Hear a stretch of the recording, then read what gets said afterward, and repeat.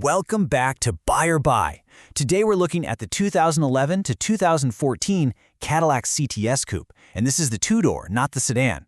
Built in Lansing, Michigan, it's one of the most dramatically styled cars Cadillac ever made. A sharp low wedge with a fastback roofline and hidden door handles. The standard car packs a 318 horsepower 3.6 V6 with rear or all-wheel drive. And then there's the CTS-V Coupe, 556 supercharged horsepower, basically Corvette power in a Cadillac suit. It looks like nothing else, it's a genuine bargain used, and that makes it a buy.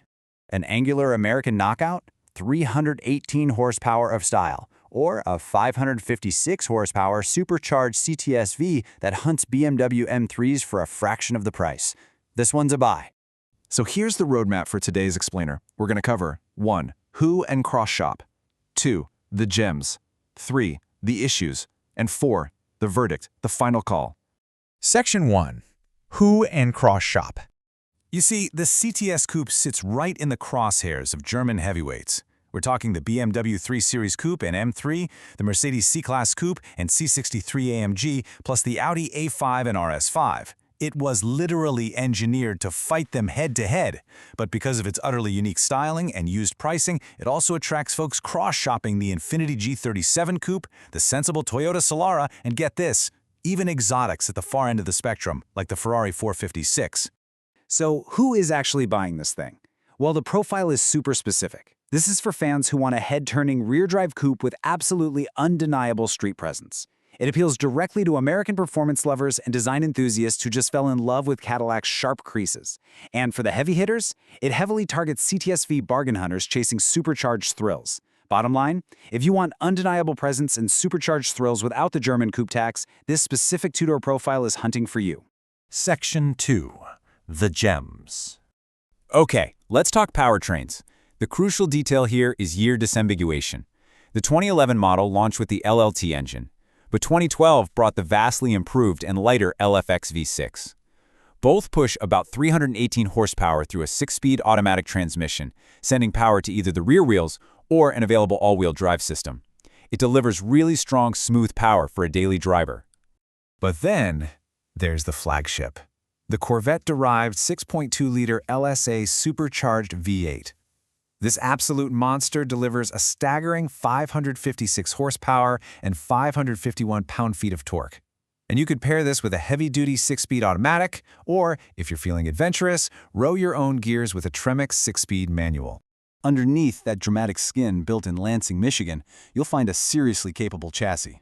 You get fully independent suspension across the board. But the V-Spec? It adds genuine M3 fighter hardware like magnetic ride control and massive Brembo bricks. Combine that track-ready performance with the dramatic wedge body, hidden door handles, and fast roofline, and you get a vehicle that literally made Cadillac cool again. It's truly the high watermark of their art and science design era. And then we have the economics. These machines ran anywhere from the 30s to the low 60s when brand new. Looking at the 2026 used market, the V6 Coupes sit between $10,000 and $20,000. Meanwhile, the mighty CTS-V Coupes command $30,000 to $50,000 plus. That is remarkably strong value for what you're getting. Bottom line, from a $30,000 to $60,000 new price tag, today's $10,000 to $50,000 used brackets represent a stunning performance bargain and the absolute high watermark of Cadillac's art and science design era. Section 3. The issues. Now, it's not all perfect, so let's get into the critical mechanical risks. Especially on the early 2011 LLT, the 3.6 direct-injected V6 timing chain stretch is the big one.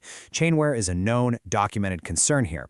While the 2012 onward LFX is considered improved, you still absolutely must listen closely for chain rattle on cold starts and watch carefully for check engine codes. Keeping your oil changes incredibly strict is your best defense against this flaw.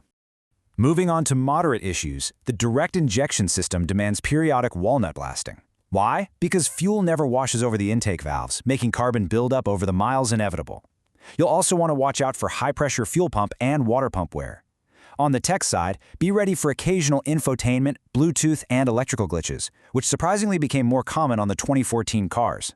Oh, and if you buy the CTS-V, you must budget heavily for premium consumables. Replacing those massive brakes, rear tires, magnetic dampers, and heavy driveline components gets really expensive really fast if they've been neglected. Finally, let's talk about the minor livability quirks. Because of that incredible fastback design, the rear seat is undeniably tight, the trunk is modest, and the limited coupe visibility means your blind spots are huge. You might also encounter occasional steering fluid leaks and expect a very firm ride, especially in the performance trims. Bottom line, the blind spots are huge and the rear seat is tight, but strict oil changes and fluid maintenance are what truly separate a striking coupe from a mechanic's nightmare. Section 4. Verdict, the final call. Verdict? Buy. The 2011 to 2014 Cadillac CTS Coupe is a confident buy. A genuinely distinctive, rear-drive American coupe with real presence, a strong V6, and in CTS-V form, one of the best performance bargains on the used market.